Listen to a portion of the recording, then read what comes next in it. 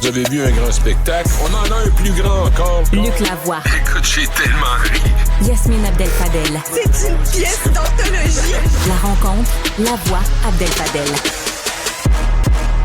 Luc, on dirait qu'il y a 2 rapports sur l'ingérence des pays étrangers dans notre démocratie, dans nos institutions. Il y a le rapport qu'Elisabeth May a lu, puis il y a le rapport que Jagmeet Singh a lu. Les 2 ne sont pas tirés les mêmes conclusions. de loin, hein? De loin. Écoute, d'abord, les gens doivent comprendre là, qu'il y a eu toute la saison, il y a un peu moins d'1 an, c'est à peu près ça, de révélations sur l'ingérence étrangère dans le processus électoral canadien. Bon. Et là, fuite après fuite après fuite après fuite, tous les ratés de Trudeau qui essayaient d'enterrer l'affaire puis qui rendait ça de pire en pire, puis qui a pris l'ancien gouverneur général puis qui l'a mis dans la merde pendant... Bon. Et puis là, finalement, ils se sont entendus pour tenir un comité parlementaire. Alors, ça s'appelle le Comité des parlementaires sur la sécurité nationale et le renseignement. Alors, il y a une commission d'enquête aussi qui a été formée, présidée par la juge Hogg de la Cour d'appel du Québec.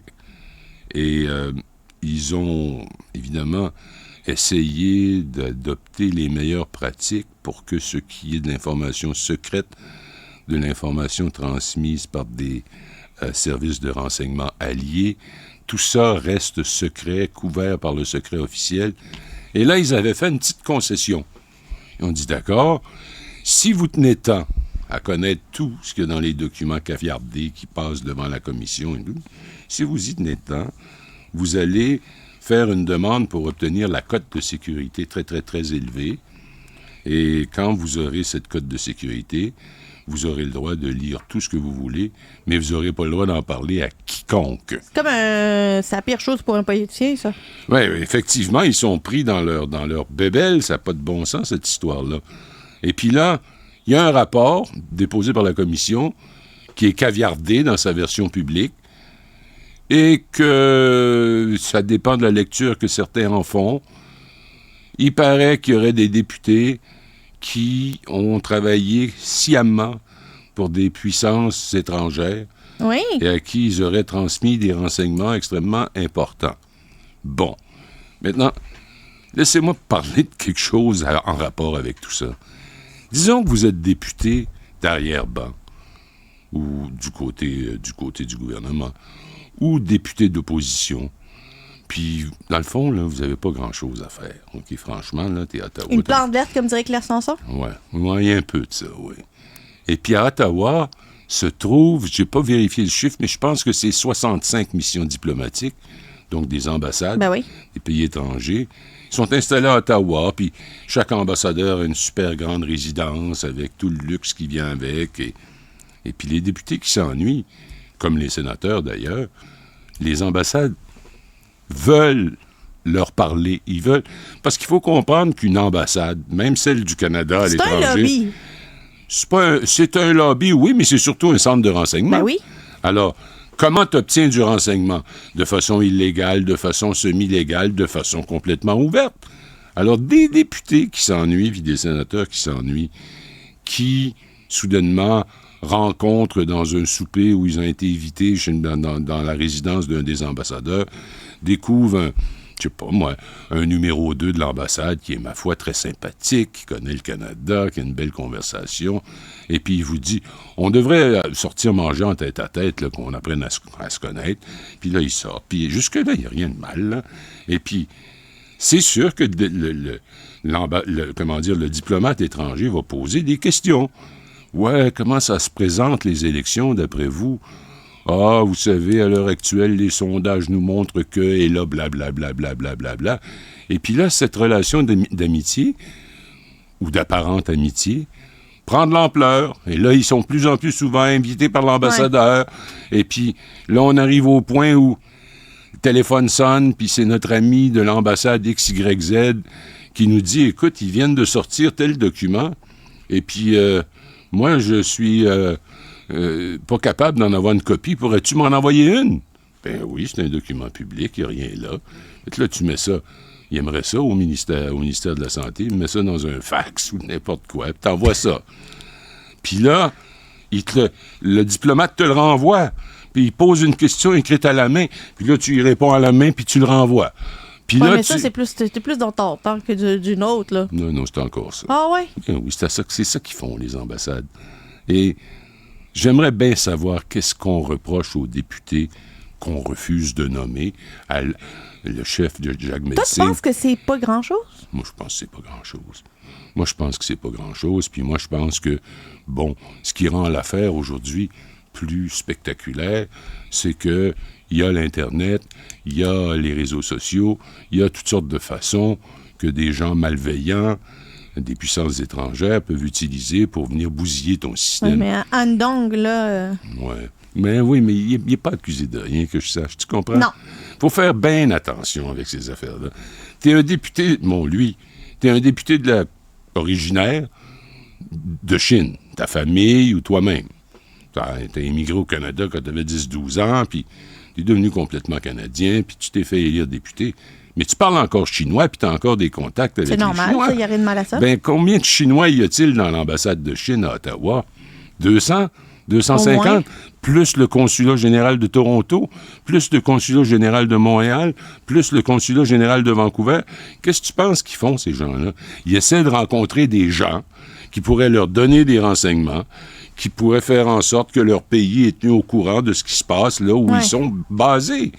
Alors moi, j'écoute ça, puis là, t'as Jagmeet Singh qui en accuse, qui dit avoir lu le même... D'abord, première faute. Prenons la première faute. Madame May Elisabeth, qui est sortie en disant « Je suis heureuse parce qu'il n'y a pas vraiment de collègues à la Chambre des communes qui sont Oui, dans ça. » c'est ça qu'elle disait, elle. Jagmeet Singh sort, puis il dit « Moi, là, je veux là, que le monde sache là, qu'il y a des traîtres ici. » Il a appelé ça de la trahison ou de la traîtrise, je ne sais plus quel des mots qui a été employé. Et puis, mais on ne sait pas, ils sont traîtres de quoi? D'avoir transmis de l'information. Quelle information? À qui? Sous quelle forme? Pourquoi? Dans quelles conditions? Il y a une différence entre ça puis être un agent payé par une puissance étrangère qui siège comme député. Ça, s'il y en a, si ça existe, et j'ai des gros doutes que ça existe, mais s'il y en a, eux autres, ils méritent la Mais prison. c'est quoi la différence entre les deux? Un est payé par l'État étranger, l'autre l'est pas? Effectivement.